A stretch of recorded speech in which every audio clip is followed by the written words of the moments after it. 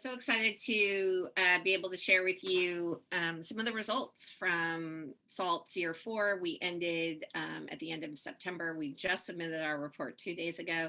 So we've been frantically putting together some of the highlights for you, and just excited to share what was really, I think, a really productive and great year, and also to give a big thanks for this group, the advisory committee, who continues to support us, obviously our coordination committee of USAID, Walton Family, Packard, and more foundations. I think that SALT just kind of continues to grow and expand, and it's due to all of the support we have from those on this call here. I decided to just throw some quick highlights in here that maybe aren't going to be so reflected in our key results and indicators, but you can see we've been busy. Our community now is at nearly 1,400 people globally. That includes 700 organizations. We launched really in the end 2 products this year that have been very well received, which is the comprehensive traceability principles and the associated pathway to principles. And so, and originally we just kind of conceived of the principles, but we really understood the value and the importance of making it into a really actionable product. And so we really ended up releasing, 2 products to support the principles in their application. We developed 14 products total, so lots of different resources you'll hear more about in the coming slides. Our website has been visited by 153 countries at this point, which really shows the value of the products we're putting up.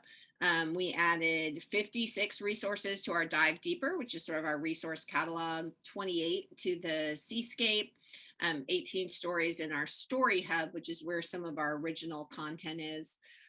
And just wanted to share part of those numbers that you're seeing that I put around the website and what I'm sharing, and then around social media too, is part of that success of getting the message out, the word out about traceability is this tool. Excuse me, is that we are kind of using newsletters and we're using social media, and those just really have continued to grow. And then we're seeing that obviously drive a lot of activity to our website, and just means that our message is getting farther and wider. But you'll also hear in a bit about how we're going deeper with our engagements as well. And so for the rest of the presentation, I just want to give you a bit of a preview that we're going to go into our sort of key results and our impacts and outcomes, really what our indicators are.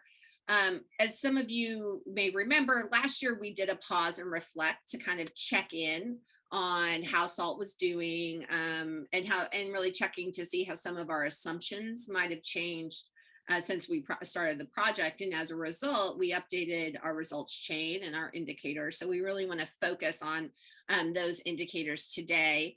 And I'll just go through that table, and you'll notice with some of those in like the darker green, we've already achieved our life of project targets, which is exciting for us. I will say, however, though, that is based on a 5-year program, and we do have a 6th year now. So we're going to update what some of our goals are as far as achieving some of these key results. The light green, it means we're really on target. And there are a couple of yellow, which is a little bit more data is incomplete or needs to be revisited. I'll explain that when I get there. There is no red, so that's really good. That means we're progressing as we should be. During the presentation, if you have questions, pop them in the chat. I'll either try to stop or maybe just get through it and answer them at the end. This will be recorded because there is a lot of information, and the full report will be accessible soon, so you can get more data there. So we'll just start at the top with the number of unique visitors on the SALT platform. You can kind of see our targets were to have 8,500 unique visitors overall by the end of the project, which at the 5-year mark would have been 1,700 per year. But this year alone, we had 90,000 unique visitors on the SALT website, which is really exciting. And I think that's partly because we have a really strategic kind of multi-pronged approach to leveraging the website. So we're constantly driving all of the external communications back to where all of our products live, where our tools live. The comprehensive principles is on our website. And so we're excited to see that just continue to grow with all the new products we're putting there. And part of those more than kind of 9,000 unique visitors this year, about 14% of those had come back to the website either once or more times, meaning people are finding the website worthwhile and they are continuing to visit it. And just to reiterate, visitors come from 153 countries in year 4 alone, which is up from 124 last year. You can kind of see what this map is trying to tell you is obviously the darker colors are where there were more visitors. So you're seeing about 43% of our visitors come from the US. And then subsequently it's India and the UK and Australia.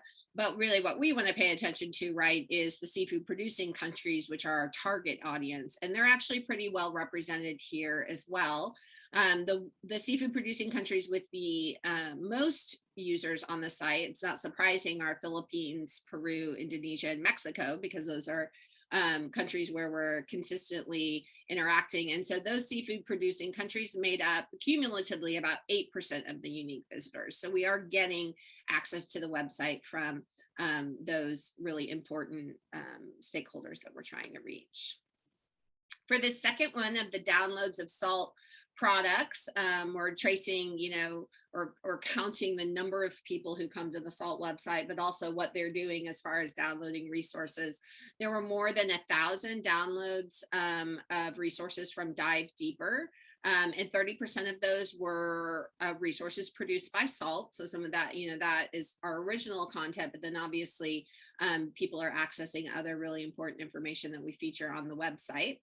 It is worth noting that the Comprehensive Principles and Pathway were the most frequently downloaded resource at 237 downloads. And also we were tracking hits on the Story Hub page, and we had that visited and viewed over 700 times in the year 4. And so we're really excited that we've kind of once again exceeded some of those targets. We'll probably set new targets since we have another year, but SALT's kind of website popularity and the products are really showing to be useful by the number of downloads in the community. And so just to highlight overall, SALT's community then at this point is 1,400 people, about 1,398 if we're getting really specific, from 86 countries. And so when we looked at what was important about that, we wanted to know the total number, but we really wanted to understand the depth of engagement as well. And so you can kind of see this one is yellow because while we hit the percentage target that we were looking for, which is 40% of the community being at share or higher, the number that we hit was slightly lower. And we think there's a little bit of conflict between those. So we hit the percentage we wanted at 53%. But missed the actual numbers. And just to sort of remind you of what that's based on is, our spectrum of engagement we developed early on in SALT is really what determines the SALT community. And so as individuals get more involved, they move along the spectrum. To even be part of the SALT community, you have to have at least reached that first one, which means you've asked to receive information to be part of the SALT community. But the quality of engagement we really wanted to. So we set the standard, we want 40% or more to be at share or higher. And this year we did reach that 53%, which is great. This next graphic shows a breakdown of that community and how people are engaged at different levels. So our 1,400 participants, or approximately that, in our community is actually a 30% increase from last year. And from this graphic, you can see the community includes 31% NGOs, 14% seafood industry, and 7% from seafood producing country governments. Those are all increases over last year, which is great because those are our priority target audiences. And those two priority target groups are also meeting what our targets are for 40% or more of those stakeholders to be at share or higher, which means for at least those two stakeholder groups, we are getting more interaction with them, more sort of bilateral dialogue than just receiving information. And so for seafood producing countries, it's actually at 46% are at share or higher, which is almost a 10% increase from last year. They were at 37%. So the next few indicators, are you guys seeing that one? Yeah, there we go, sorry. For the next few indicators, these are looking at for the life of project goals have actually already been met, which is exciting. Number of stakeholder specific cases for traceability shared, especially with the launch of the principles in our evaluation framework. We've met that threshold for materials linked to social responsibility. We continue to do some unique work. As you may remember, we had experts Judy Gerhardt and Rainer Braun come in and do some work with us about identifying social risk based on indicators or data that's gathered in traceability systems. And so that piece of work, I think, was really helpful. In addition to that, we took advantage of being remote, which allowed us to present at 12 global events last year, almost one a month. And so here's a little bit, or here is the list of what those events were. We had designed a panel for the SAFET conference with government representatives from Indonesia and Thailand and industry associations, which is great. We spoke with more than 70 government officials through the FAO Blue Ports Initiative, presenting the principles in salt. We did 2 presentations in Spanish for the LAC region around the principles and the value of traceability. And then we also were presenting at high-level global events as well, like the World Ocean Summit and the World Fisheries Congress.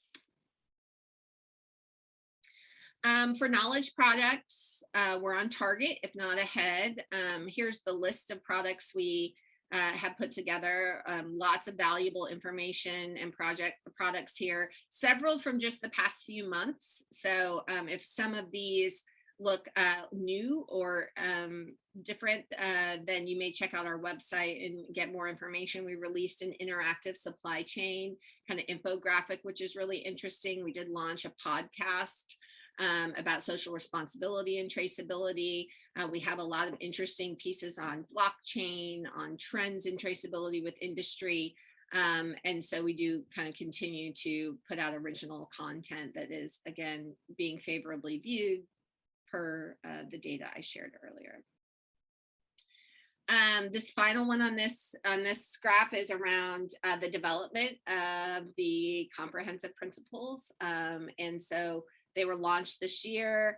We're really excited about them. We've been really now sort of out in the world with them for about 9 months, and things are going really well. We've had them translated into 4 languages.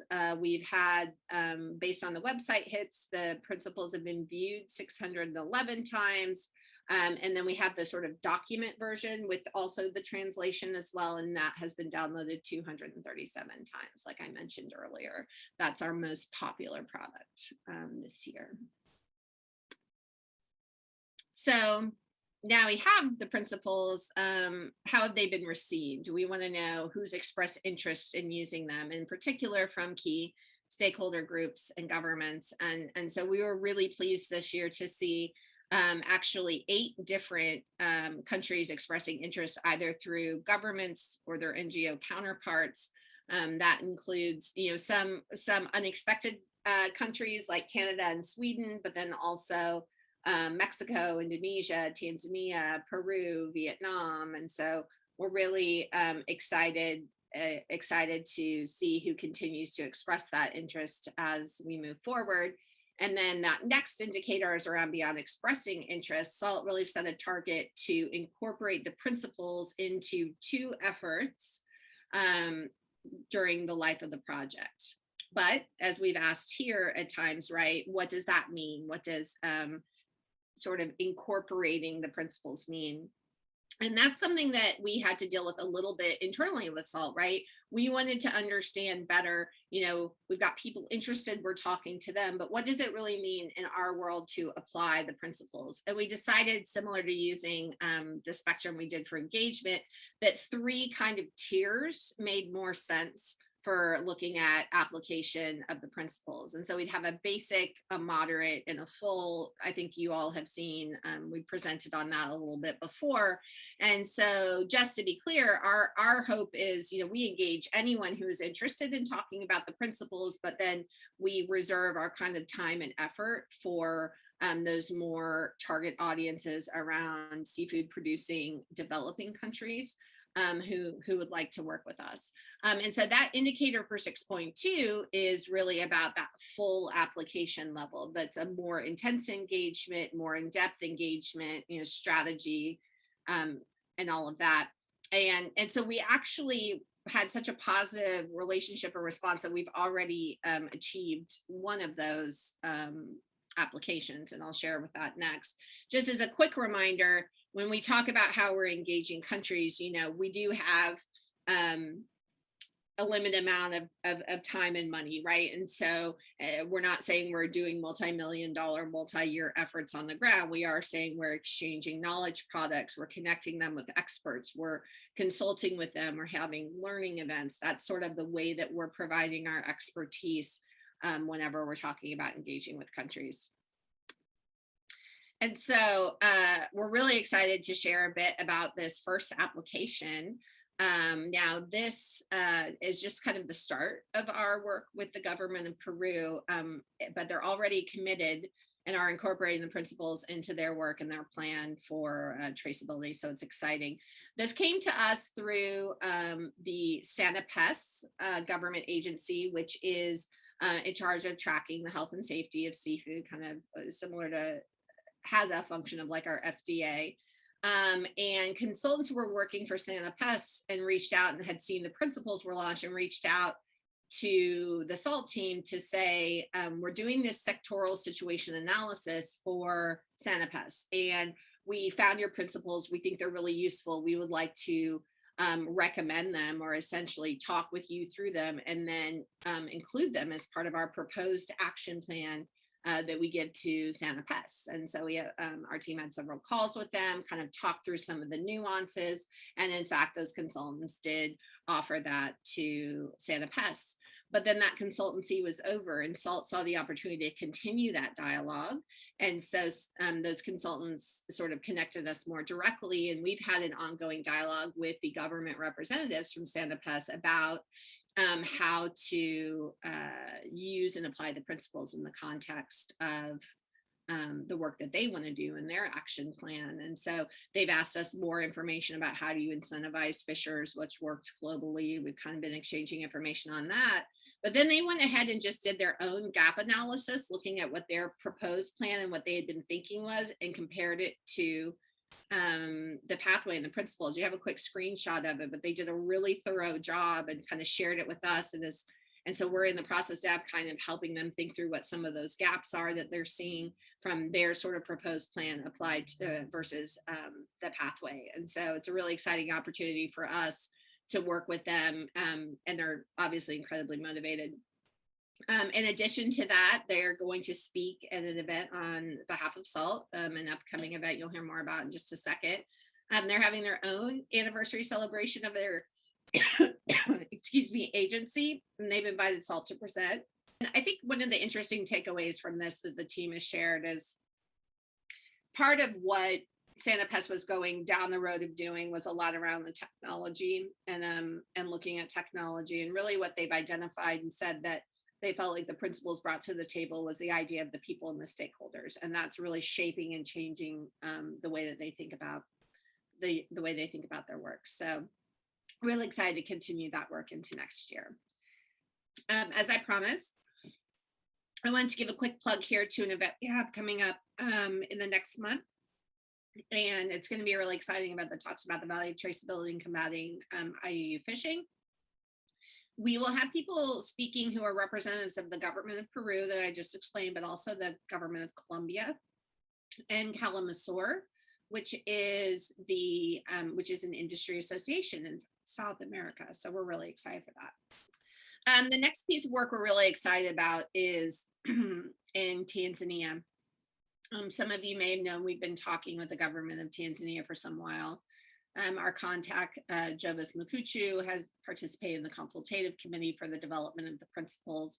And so we're really excited this plan is kind of coming to fruition. So this is a little bit of a preview, but sharing kind of how we got here. We have decided that we're going to work with the government of Tanzania, USAID Tanzania, and obviously our USAID colleagues in DC on applying the principles to an octopus fishery in the Kilwa district, which is a southern coastal town or southern coastal district in Tanzania, just south of Dar es Salaam, you can see there. And the octopus fishery is an export fishery, but it is really oriented around the livelihoods for women and youth fishers. And so we're really excited to work with them to apply the concept of traceability to both help with the sustainability or obviously the export of the products they're looking at, but really to bring that fisheries management lens that we've been excited to draw the correlation between that traceability data and how do you improve fisheries management. That's the goal of the Tanzanian government. And so we're really excited. We haven't finalized that scope yet, just a bit of a preview for you, but we expect for the next year to be identifying a local partner and working with the communities there to look at applying the principles to a small scale but export fishery with a really unique set of fishers. For the remainder of indicators, kind of here's where we stand. 7.3 is yellow because we gave ourselves a bit of a hard task in that we rely on people to share with us and tell us when they've shared salt products with others. We want to kind of measure the strength of those networks and that community by how they're sharing information and more than social media shares. So we look to track things like when the US government made public reference to the principles and pathways at the FAO COFI session this last year, when the FAO maybe posts the principles on their larger website, when different colleagues, either from WWF or Fareed Maroof, who was a consultant but is no longer, but still kind of continues to share the principles broadly with government officials, things like that. We're really trying to track those intricate little bits where we see the value of salt presenting in relationships with people. So if you, by the way, have any of those examples you've not shared with us, please feel free to throw them in the chat. We would love to have them or email them to us. But that's a little bit of where we're struggling to get all those numbers up to where we want. We'll probably just do a final survey that will let us a final survey that will also give us the indication of how many people shared our products. And just the last one I want to call your attention to, it's really exciting to us. You know, SALT has already identified more than $10 million in leverage funds from our coordination committee partners, which is really exciting for us. So we've met and exceeded that target already. And just finally, you know, we want to walk the talk and share our challenges as well. It's not all rainbow fish and narwhals. That's my only fish joke of the day. But, you know, we, as I articulated before, you know, defining what application means has been a bit of a challenge for us. You know, the world is dealing with COVID and political and leadership changes everywhere. So we've lost key champions in certain governments and had to kind of start over. And so we continue to struggle with those, but are starting to persevere with those relationships. And then finally, obviously, we're still managing in the time of COVID. So some of our programs in Vietnam had to be delayed because they were hit so badly by the Delta variant. So, you know, we have our challenges as well, but I really think I'm thankful to this team and all the supporters for really a successful year in kind of launching and getting SALT to where we want it to be. And we have luckily 2 more years to do it. So happy to take questions or reflections and just say thank you.